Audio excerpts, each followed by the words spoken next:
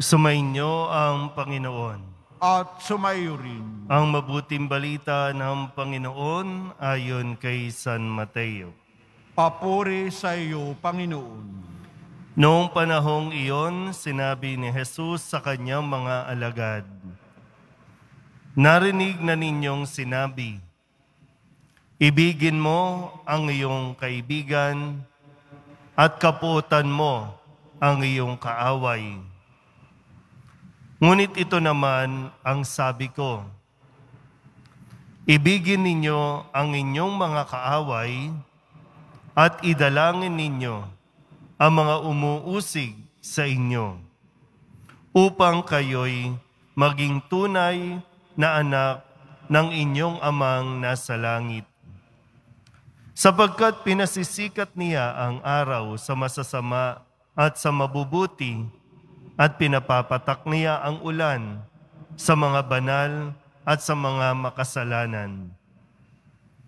Kung ang mga umiibig sa inyo ang siya lamang ninyong iibigin, ano pang gantimpala ang inyong hihintayin?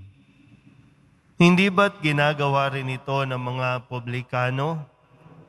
At kung ang binabati lamang ninyo'y ang inyong mga kapatid, ano ang nagawa ninyong higit kaysa iba? Ginagawa rin iyon ng mga hintil. Kaya dapat kayong maging ganap gaya ng inyong amang nasa langit."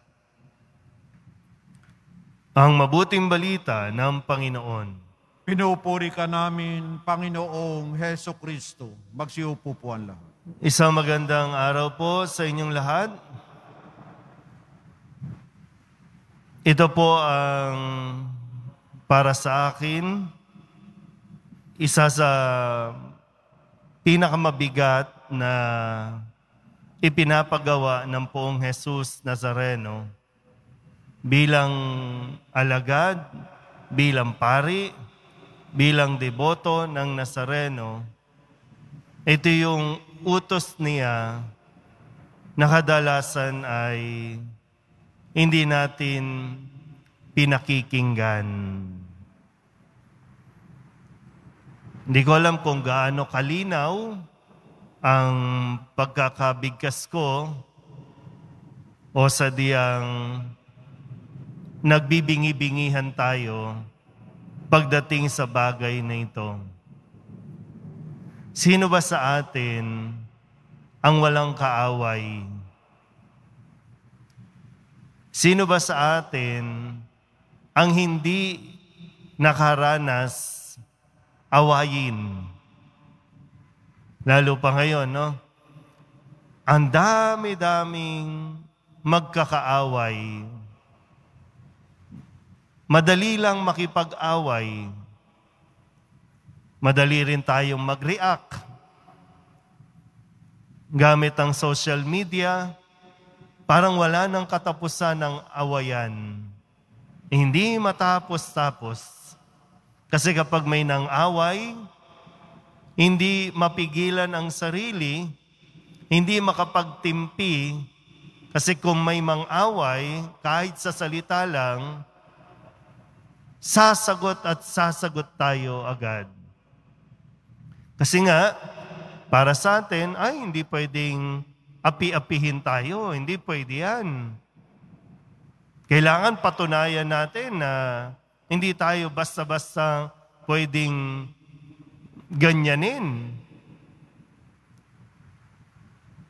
Okay lang sana kung hindi tayo nagsisimba. Parang pwede pang ma-justify. Hindi kasi nila alam yung utos ni Jesus. Pero nakakalungkot, mismong taong simbahan, palasimba, ang mahilig makipag-away, ang hindi makapagtimpi na hindi sumagot. Malinaw naman ang sabi ni Kristo, ngayon, sinasabi ko sa inyo kung ano ang dapat gawin. Ibigin ang kaaway ibigin ang kaaway, ipagdasal ang mga umuusig. Pag sinabing umuusig, mga nagpapahirap ng kalooban, nagpapahirap ng buhay mo. Pero ang tanong nga, nagawa ba natin kahit minsan yung ipagdasal ang kaaway natin o ang umaaway sa iyo? Ano yung, pwedeng, okay, pinagdadasal. Ano yung pinagdadasal? Sana mawala na siya sa mundong ito. Yun ba? Ganun ba yung gustong sabihin ni Jesus? Ipagdasal mo na lang. Kukunin din ni Lord yan. Sabi kasi, no, para maging ganap tayong katulad, no, maging ganap na tunay na anak ng Diyos, maging ganap na Kristiyano, ito yun. Para maging ganap, unless hindi natin concern talaga yun. Dahil marami sa atin, ang concern dito, humingi lang ng pera.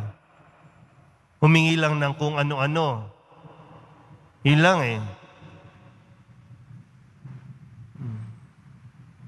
Kaya walang katapusan.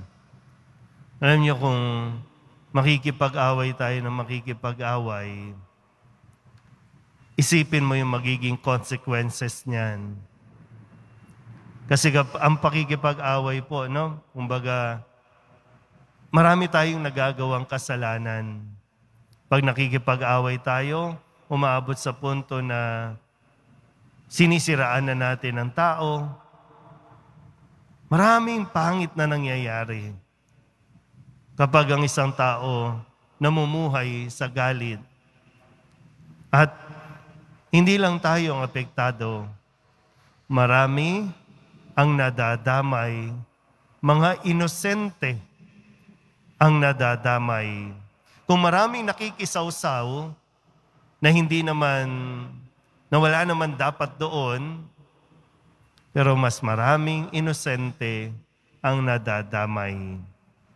At tinan niyo po yung kwento sa unang pagbasa dahil sa ginawa ni Haring Akab kay Nabat para makuha yung lupa ni Nabat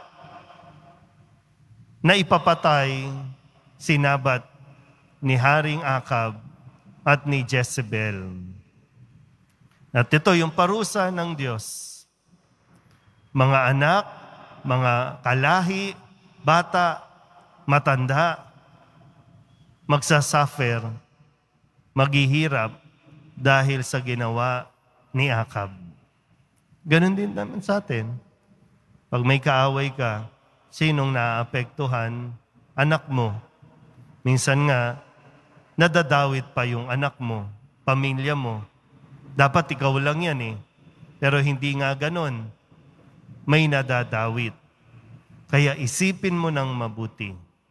Sana ang maituro natin, hindi paghihiganti, kundi maituro din natin.